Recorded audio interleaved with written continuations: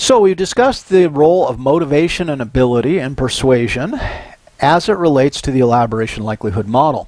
What are some factors that affect motivation and ability? Well, straight off the bat, motivation, is the message relevant? Is it important? Right?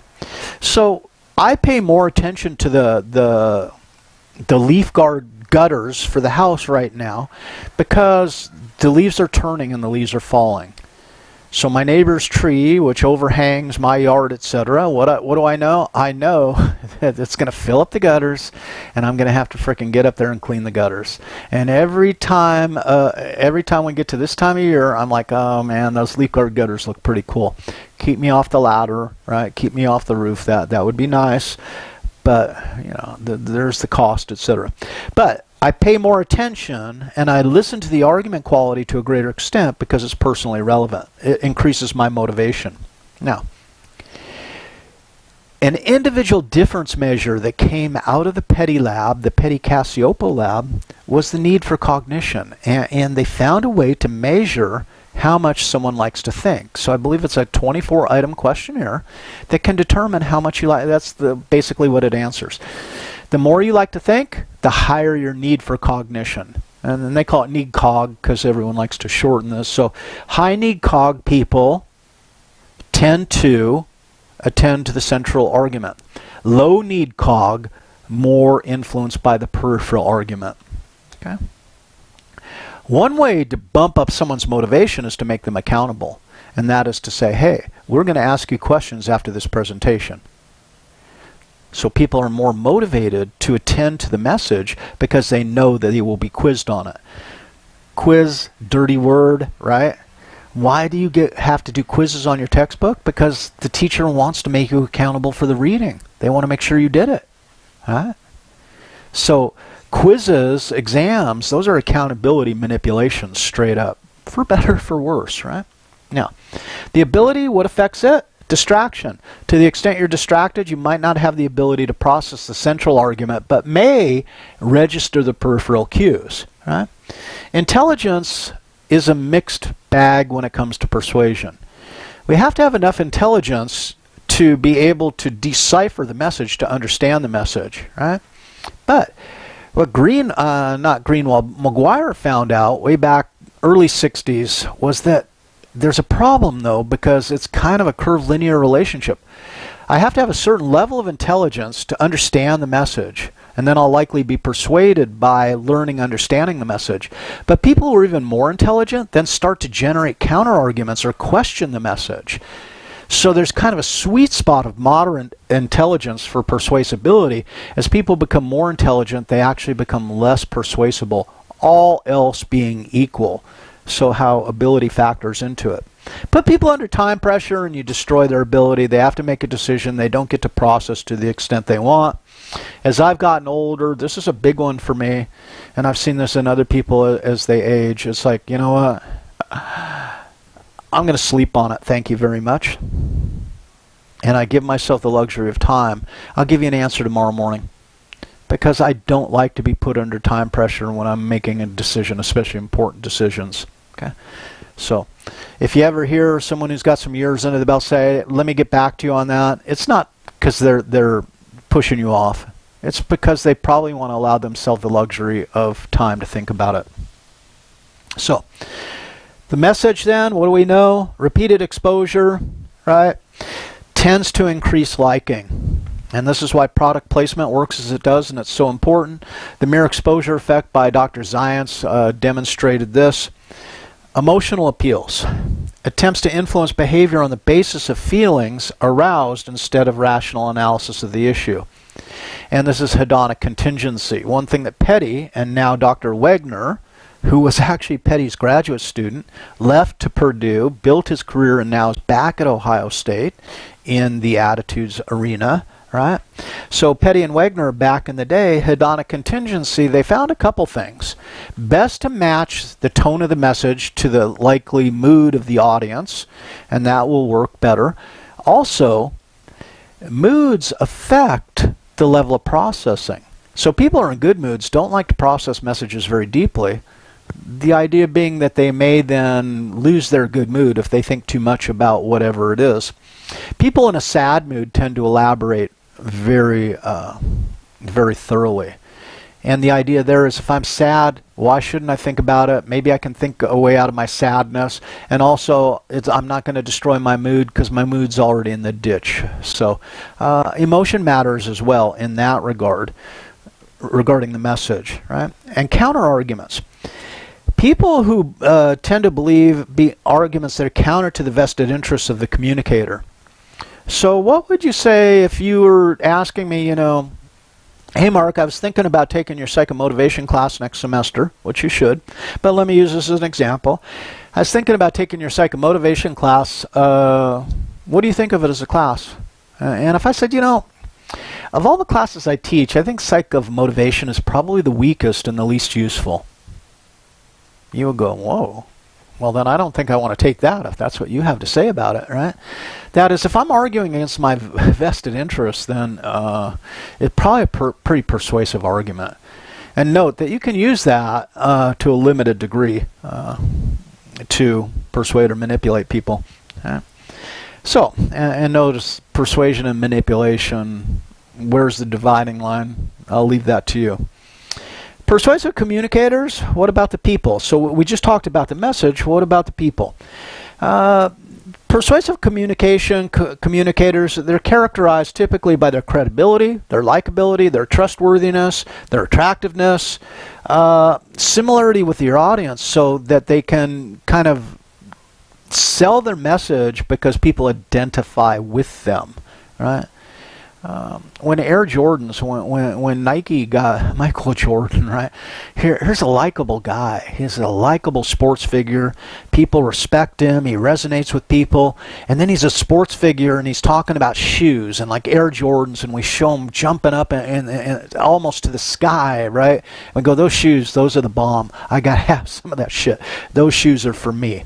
And notice how it works on several different levels. He's attractive. He's perceived as being trustworthy and likable, right? He's got expertise in athletics, so everything about it is a selling point.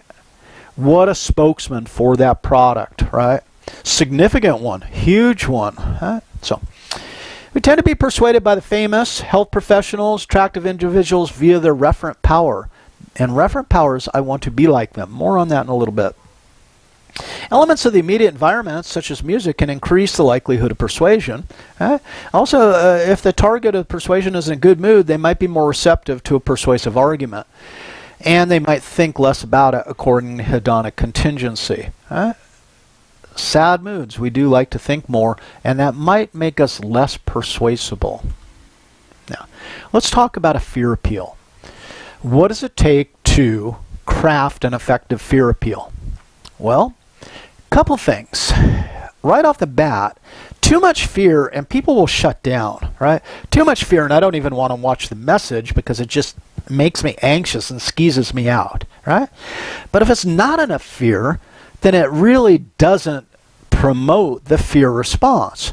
So the idea is to find that sweet spot, that moderate level of fear, enough to attract attention, but not for the audience to tune out, okay? So, moderate level of fear, most important. Now, when I present what I'm trying to sell in response to that fear, to what extent do I believe it will be effective? So, if I'm selling burglar and fire alarms, which I tried to do when I was about 19 or 20 years old, and I did it for about 3 months and I hated it. Number one, I didn't sell shit. The stuff was really expensive. Believe it or not, it was wireless system, which was so modern, like, right, when we're talking the late 70s, no wiring, central receiving unit, and that's the only way you can buy them in this day and age, but back then. But it's a 2-hour sales pitch, and I got to tell everyone how horrible the crime is in their neighborhood, about the people who died from smoke asphyxiation, to try and scare them. So I scare them enough so that they think, wow, and then I present the fire burglar alarm combo, and this will take care of your problems. This will allow you to sleep at night, right? So I scare them out of sleeping, and then I try to show them this will work. purchase this. The big problem was it was very expensive and people weren't ready to pony up that kind of money on new technology back then. It's like $2,000 to put a system in someone's house. In 1977, that's a lot of money, right? So, yeah, I'm that old. No cracks from you guys, or if you want, right? So moderate level of fear, but make the relevant threat, and then make the solution appear attainable or effective. So if you want to craft a fear appeal, two things: moderate level of fear, and make the people believe that it will work for them. Let's talk some other less egregious techniques than trying to scare the shit out of people. Notice, insurance people do the same thing in a subtle way. What if you die? So now I got to scare you that you might die. What's going to happen to your family? So you want to buy insurance to take care of them. And notice the insurance will take care of them. So it's fear and effective solution.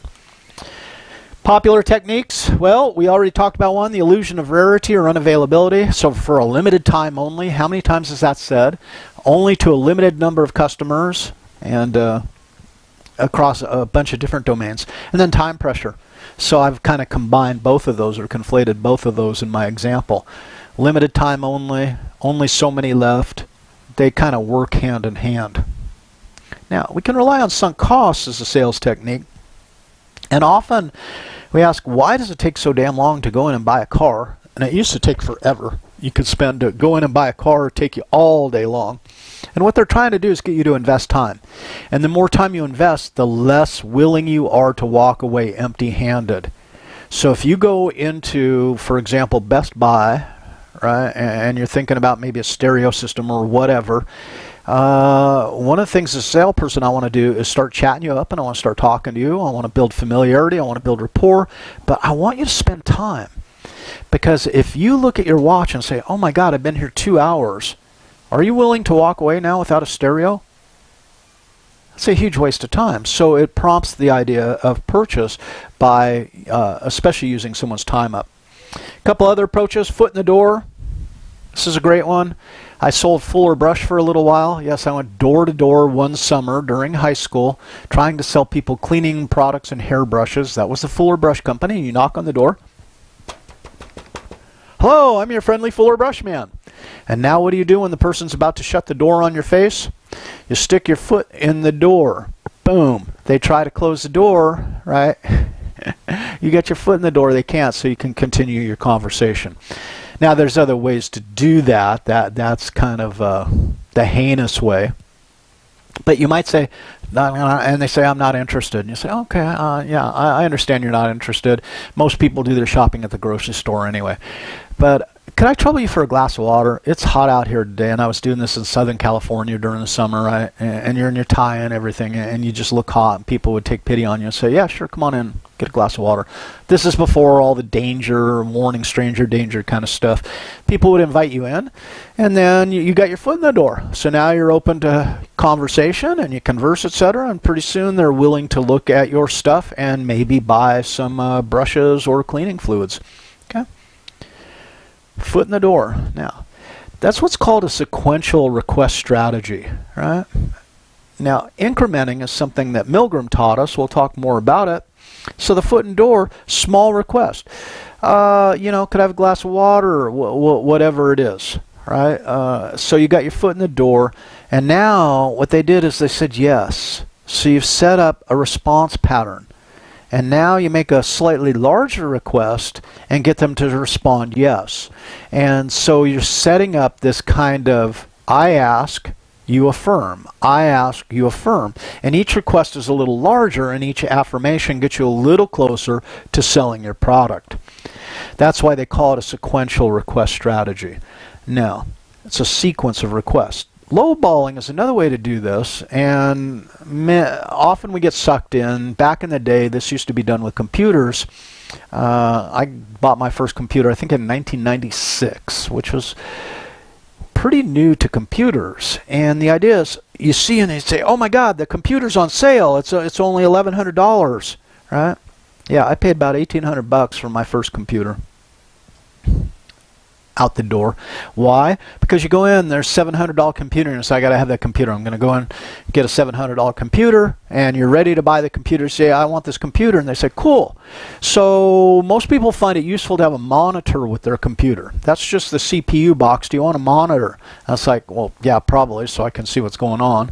That'll be another $200, right? Do you want a keyboard? Yeah, okay, that's another $30. Do you want a mouse? So what they do is the lowball price is for the CPU, right? The rest of the price is for all the increments. Lowballing is also done with automobiles. Back in the day, automobiles had like no standard equipment. So I remember my mom buying her '64 Chevy Impala, which was an awesome car, right? And I went along with her, because I went along with her a lot of places because it was just me and my mom. And it's like, okay, so here's a car that'd be like $2,600. Do you want a heater? Well, yeah, we go up to the snow sometime. We better get a heater, right? Okay, so that's an extra 100. Do you want a radio? Sure, a radio would be nice. Well, do you want FM, which was new? And it's like, oh my God, an FM radio in the car. Yeah, you know, air conditioning. There's a huge tack on. Automatic transmission. Extra money. So back then, cars were definitely lowballed with all this additional equipment. Now, incrementing can go in the opposite direction. We can go from large to small. A door in the face is opposite a foot in the door. Here's where you make an impossibly huge request, which you know someone's going to say no. So maybe you ask your parents, hey, you know, we're thinking about going to spring break, Mom and Dad, and what we're going to do is we're going to go down to Cancun, and we got the fraternity and the sorority have matched up, and we're going to go down there together for a week, right, etc. And your parents look at you and go, you think you're going to go on a co-ed holiday to Cancun, Mexico? You're out of your frickin' mind. And then you roll it back and you say, well, you know, we thought maybe we could do the same thing, but just go to Galveston, Texas instead of down to Cancun. Right? And your parents are just going like, no. That's still like, not even, we're not even going to consider paying for anything like that. And you say, well, what about if me and my 5 sorority sisters go down to the Outer Banks there in North Carolina, right? And we rent a house. And you say, now that sounds like more legit. Let's talk about that. Notice, what you've done is set up a comparison. So now the first request sounded insanely unreasonable, but this request is now getting down to something reasonable. And say, you know, I can go with that, right? So again, we're incrementing people to manipulate them to comply. And then that's not all. And this is my favorite, right? That's not all. Because there's Billy Mays, and Billy Mays died at the ripe old age of 50-something. He was a great pitchman on TV, and he sold OxyClean. And typically, Billy Mays would be like wound up, and he'd say, check this out, and he'd show the OxyClean removing these stains immediately. And you go and you're watching, and you're saying, that stuff looks pretty good, and that big-ass bucket is $19.99. And I'm thinking, wow, that would really facilitate my cleaning, $19.99, but, you know, that looks pretty good. And then he says, but that's not all. If you buy it right now, I'll double you up. I'll give you 2 buckets for $19.99. And now you're going, whoa, now you're talking. And he says, and that's not all. We'll give you this orange glow, or we'll give you some ShamWows, or this. So they start throwing more stuff at you, and there you go. So think about advertising and how much of it relies upon convincing you that you are somehow not good enough, you're somehow substandard unless you buy a product, right? So how white are your teeth? And think about it. This is one of my favorite commercials, was the tissue test. And they say, well, how white are your teeth, right? And you have 2 women talking, and they say, well, did you do the tissue test? And what does that mean? It means you take a Kleenex, right, and you hold it up against your teeth. And your teeth aren't as white as the Kleenex, so you failed the tissue test, so you need tooth whitener.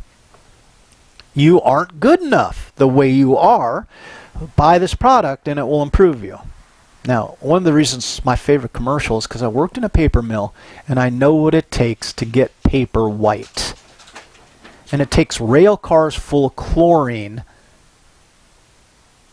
So it's not something we need to do to our teeth. Never mind.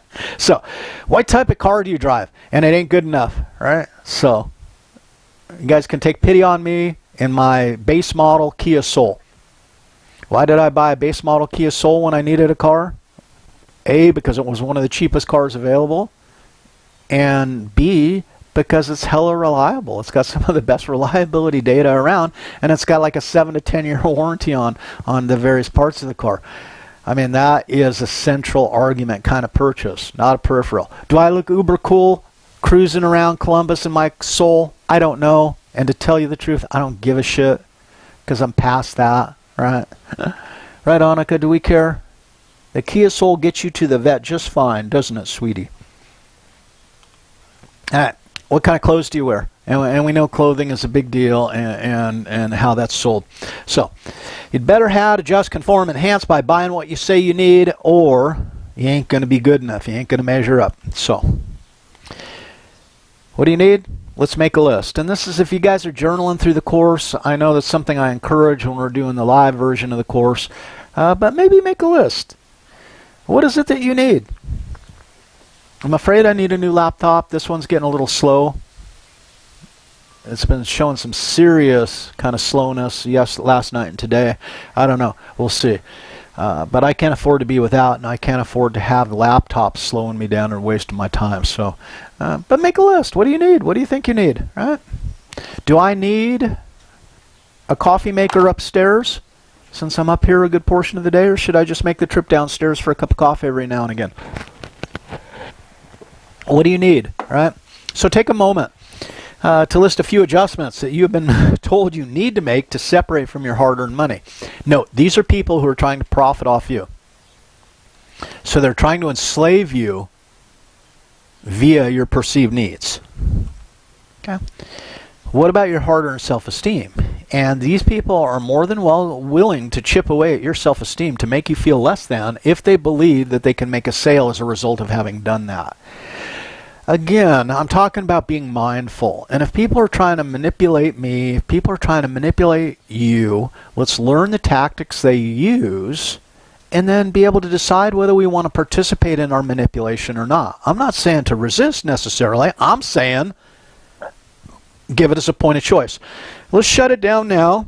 We'll go to the next part where we're going to do the adjustment strategies, resisting persuasion and compliance.